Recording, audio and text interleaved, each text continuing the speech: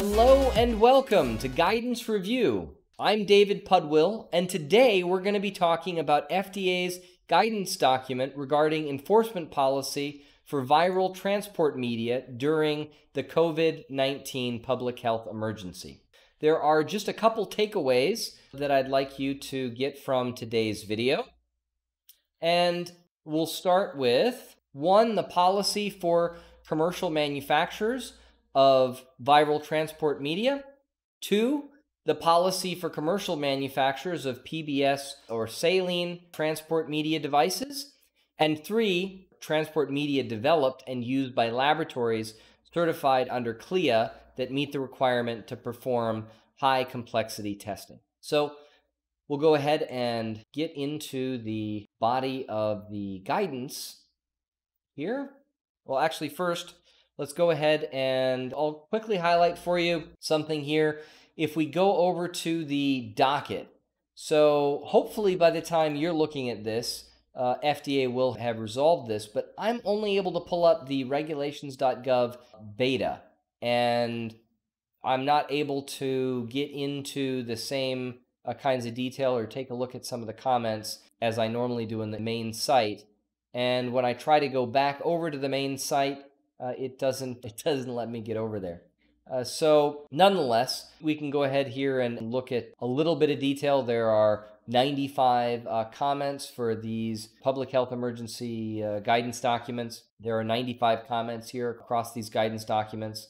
And again, I can't get into the comments or see if there are any specifically for this particular guidance document, but we'll go ahead and get back to the actual guidance document here.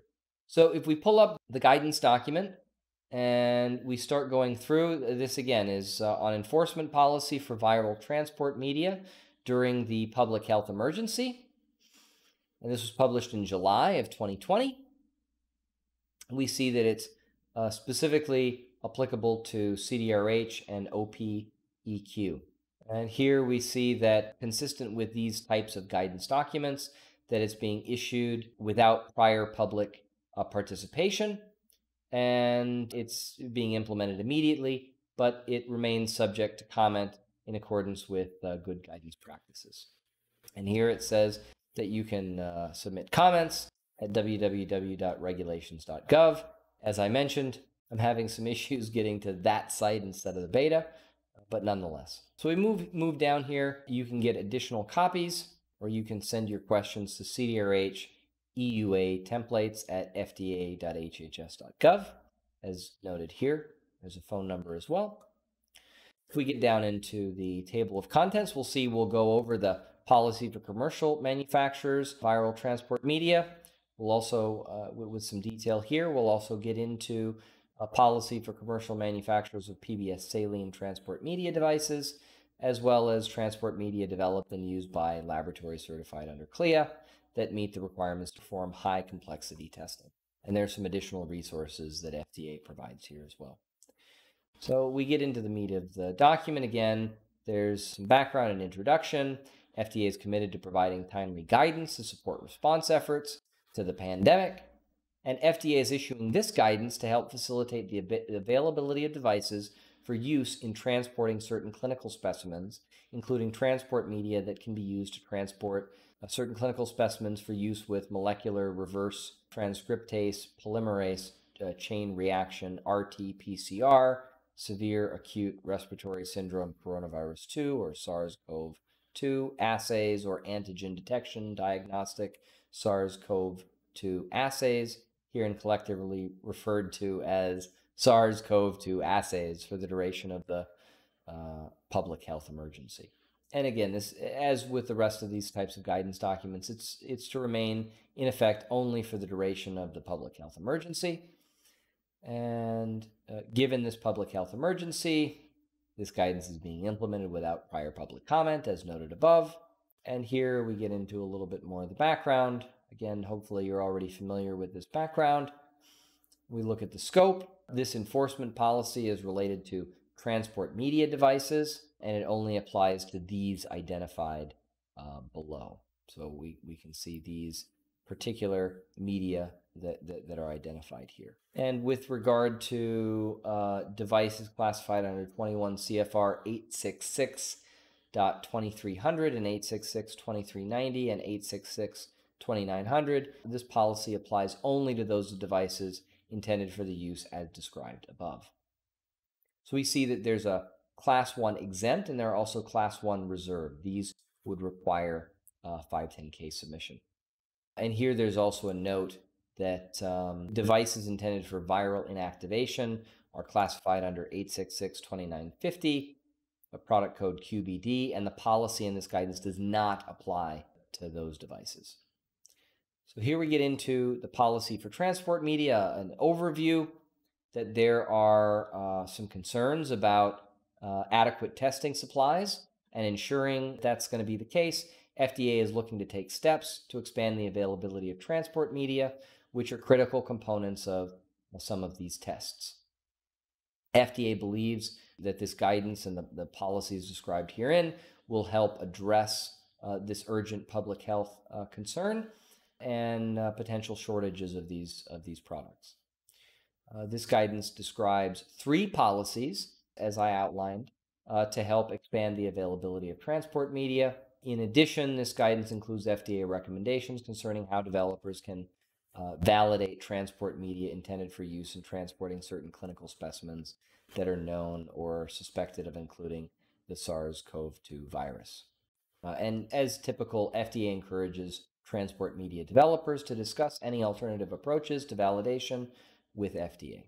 And here, FDA also refers to the policy for EUA authorized SARS-CoV-2 molecular or antigen assays in terms of modification of assays.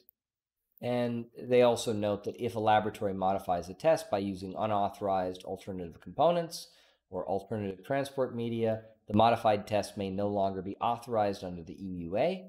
FDA does not intend to object to the use of a test by laboratories without notification to FDA or a new or amended EUA where the modification is a modification of an EUA authorized test and the modified test is validated using a bridging study to the EUA authorized test. These policies do not change that. So now we get into the policy for commercial manufacturers of viral test media. And the policy here applies to those commercial manufacturers that want to develop and distribute transport media for use transporting clinical specimens for testing with molecular or antigen assays during the public health emergency that are Class 1 reserved and subject to pre-market notification requirements under Section 510K of the FD&C Act as identified above. To help foster the availability of transport media that can transport specimens for testing using molecular or antigen diagnostic tests for the duration of the public health emergency, FDA does not intend to object to the distribution and use of viral test media by commercial manufacturers without submission of a pre-market notification to FDA as required or compliance with the unique device identification requirements in 21 CFR. And then FDA goes on to provide some additional details here. They want to ensure that the device is validated as described in subsection B1, and notification of validation is provided to FDA as described in subsection B2, where the manufacturer includes a statement that the transport medium has not been reviewed by FDA and other labeling information so the product does not create an undue risk. And additionally, further increase availability of commercially manufactured VTM, FDA does not intend to enforce the quality system requirements under 21 CFR Part 820 when manufacturers conform to ISO 13485, 2016. And these are fairly similar anyway. This policy does not apply to compliance with other requirements, and manufacturers are responsible for ensuring compliance with those requirements, including registration and listing requirements, reports of corrections and removals, medical device reporting, and in vitro diagnostic labeling requirements. So here they lay out validation. This is the kind of validation that FDA is looking for, and they want to ensure that it's consistent with the CDC's standard operating procedure preparation of viral transport media. There's a link here to that resource. And FDA specifically calls out that they want to ensure that the transport medium will preserve the viral particles without meaningful degradation that could lead to inaccurate test results. And to reduce the risk of inaccurate test results, only viral pest media devices labeled as sterile should be used in the transport of clinical specimens. And here, FDA also references B4 below, alternative approaches or additional transport media device types. And here for FDA notification, FDA provides an email where after the transport medium has been validated, that a manufacturer should send an email, a notification that they intend to distribute that VTM to this email address here. And that's CDRH EUA templates at fda.hhs.gov. This notification should include the name of the manufacturer, address, a contact person, email address where the contact can be reached, the names of authorized importers and distributors, names under which the product is sold and distributed, a copy of the instruction for use, a statement and documentation that the device is manufactured in compliance with 21 CFR Part 820 or ISO 13485. This is mostly to enable import of foreign media that may not meet the requirements of 820 but does meet the requirements of ISO 13485. So a lot of this appears to be targeted at augmenting the capacity within the U.S. with OUS capacity to make some of these products. And it says that FDA will acknowledge receipt, and it would be helpful if manufacturers additionally provide information on the manufacturing capacity of their transport medium in their notification, and that'll help FDA and HHS monitor the landscape as they work to help ensure adequate testing supplies are available across the country during the public health emergency. And following that notification, FDA intends to update the list of transport media on its webpage with devices manufactured and distributed under the policy outlined in this section. If a problem is identified, FDA intends to work with the manufacturer to address the problem through labeling or analytical studies. And if any problems are significant and cannot be addressed in a timely manner, FDA would expect the manufacturer to suspend the distribution and conduct a recall of the transport media devices, including the collection kits and/or tests when they are distributed with the transport media, which should include a notice to customers concerning their transport media. In such circumstances, FDA would remove the manufacturer's transport medium from the website list of notifications. And here, in terms of labeling, FDA notes that devices subject to labeling requirements 21 CFR Parts 801 and 809, including the labeling requirements under 21 CFR 809.10a for the immediate container of the transport media, that these devices are subject to these requirements. The following information is intended to assist manufacturers in complying with these requirements for transport media devices. Manufacturers should refer to the regulation for the complete list of labeling requirements for in vitro diagnostic devices. And these additional labeling requirements describe circumstances intended to help assure that the transport media under this policy does not create an undue risk. And here are the labeling requirements, and they're laid out here.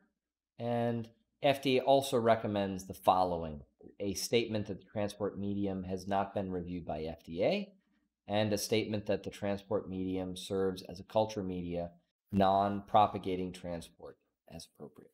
FDA also includes some detail here. They're looking for detail on results and specific performance, and should include an indication of the compatibility of the transport medium with molecular and/or antigen diagnostic assays based on internal verification data. And labeling should also include any additional technical information or instructions, and a reference or a point of contact for technical information and questions. In terms of alternative approaches or additional transport media device types, FDA is interested in interacting with commercial manufacturers who may wish to discuss alternative approaches that are not identified above. And you can send the following detail to CDRH EUA templates at fda.hhs.gov. This email here, they're looking for a summary of any data, instructions for use, and whether the device is manufactured in compliance with 21 CFR Part 820 or ISO 13485, or an alternative quality system. So then, in terms of the second takeaway from today's video, we get into the policy for commercial manufacturers of PBS saline transport media devices. PBS saline transport media are generally exempt from pre-market notification requirements as identified above. To help foster the availability of transport media that may help expand the nation's capacity during the public health emergency, FDA does not intend to object to the distribution and use of this sterile PBS or saline transport media by commercial manufacturers without compliance with the UDI requirements, where the manufacturer gives notification of validation to FDA as described below. Commercial manufacturers are required to comply with the quality system requirements in 21 CFR Part 820 in order to help increase the availability of sterile PBS saline transport media. FDA does not intend to enforce the quality system requirements under 21 CFR Part 820 when manufacturers conform to ISO 13485:2016. Again, this would be primarily to enhance capacity with OUS manufacturers who might comply with ISO 13485, but not with 21 CFR Part 820. Again, this policy does not apply to compliance with other medical device requirements, and manufacturers are responsible for ensuring compliance with those requirements. And to reduce the risk, only PBS saline devices labeled as sterile should be used in the transport of clinical specimens. And following completion of sterilization validation, notification should be provided to FDA by email to this CDRH EUA templates at fda.hhs.gov email address. And there's details here. FDA wants the name of the manufacturer, address, a contact person, email address, where somebody can be reached, the names under which the product is sold or distributed, names of authorized importers and distributors, a copy of the instructions for use, and a statement and documentation that the device is manufactured in compliance with 21 CFR Part 820 or ISO 13485:2016. And FDA identifies as well it would be helpful if manufacturers provide information on the expected manufacturing capacity. And following the notification, FDA intends to update the list of transport media on its webpage. And the same conditions apply if there is some issue.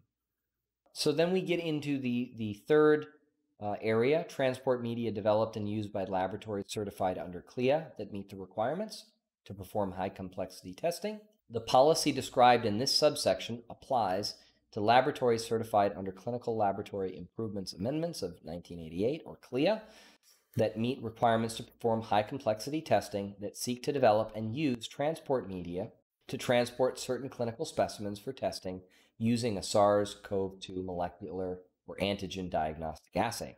In light of the need to help ensure adequate testing supplies are available for increased number of cases throughout the country, the urgent need to expand the nation's capacity for testing during the public health emergency, FDA does not intend to object to the development and use of transport media, including viral transport media, or PBS saline for transport of clinical specimens by laboratories certified under CLIA to perform high-complexity testing that meet the requirements to perform high-complexity testing where the transport medium has been validated in-house and where use of the transport medium is limited to laboratories within the same corporate organization and having common ownership by the same parent corporation. So this gives a little bit more flexibility to CLIA labs. And here again, if FDA becomes aware of questions or concerns, FDA will communicate those concerns. If the concerns cannot be or have not been addressed in a timely manner, FDA may take additional actions as appropriate. All transport media should be validated prior to use. And again, FDA recommends that laboratories seeking to develop and use their own VTM refer to CDC's SOP on preparation of viral transport media. And the link is here again. And here are some additional resources for developing transport media. There are a couple of links available here and some articles. Well, that's about all we have for today. Thank you for spending your time with me, and hopefully you found this to be a helpful video.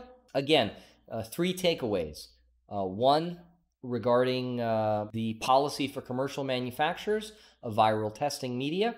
2, you want to take away the policy for commercial manufacturers of PBS saline transport media devices, which are 510(k) exempt, as well as some of the policies that FDA has laid out for transport media developed and used by laboratories certified under CLIA that meet requirements to perform high complexity testing.